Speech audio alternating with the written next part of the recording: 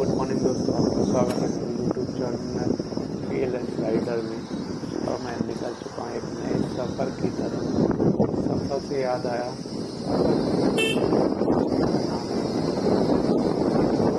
वो किस्सा है जो रास्ते में छुट्टियाँ और जब ये ठंडी ठंडी हवा चेहरे पर को छूती है तो लगता है ज़िंदगी हमारे साथ खुद चल रही है। ये बाइक की गड़गड़ाहट में एक अलग ही सुकून छुपा होता है।